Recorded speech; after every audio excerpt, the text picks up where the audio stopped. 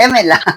Baka tayo mapagalitan ng Diyos. So, ayan, papakita ko lang sa inyo. Ito nabili ko dito sa TikTok na sexy dress. And honestly, sobrang naganda ako sa kanya kasi ito lang yung unang dress design na nakita ko sa TikTok na wala pa siyang katulad. So, backless yung likod niya, as you can see. So, pwede mo siyang palit-palitin ng design ng tali niya, depende sa prepared ninyo. Pwede rin siyang yung backless lang sa taas. Haba po ito hanggang sa paa. So, ayan. And sobrang fitted siya on our body.